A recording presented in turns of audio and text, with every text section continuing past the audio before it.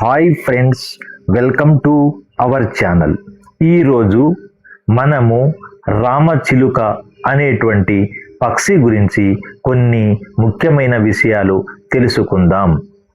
పరిచయం. రామచిలుక అనేది భారతదేశంలో ఎక్కువగా కనిపించే పచ్చని చిలుక. దీని శాస్త్రీయ నామం పాసిటాక్యులా క్రామెరీ.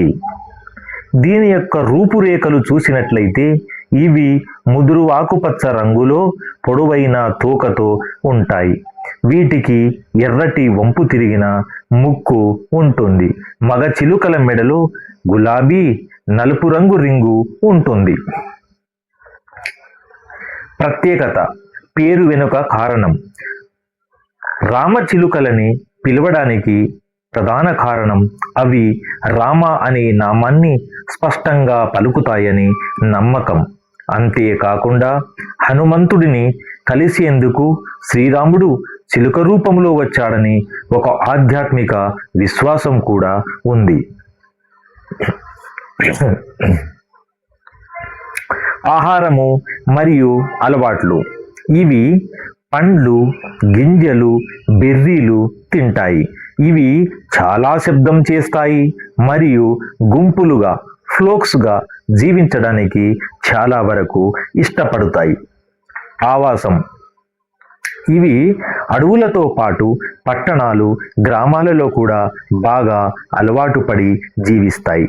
సాంస్కృతిక ప్రాముఖ్యత గనుక చూసినట్టయితే తెలుగు సాహిత్యం, జానపదాలలో చిలుకను ప్రేమ, ఆప్యాయతకు చిహ్నంగా భావిస్తారు.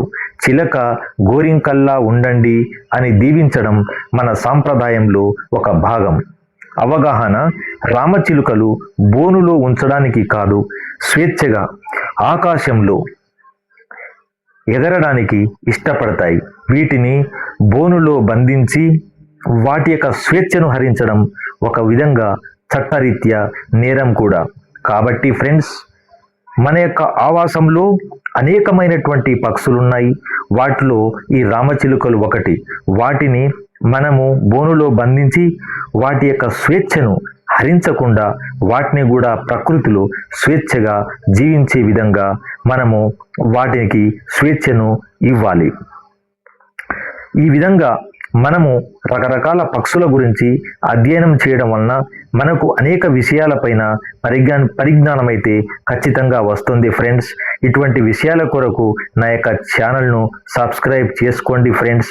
పక్షులను కూడా హాయిగా జీవించనిద్దాం. Thank you friends. Thank you.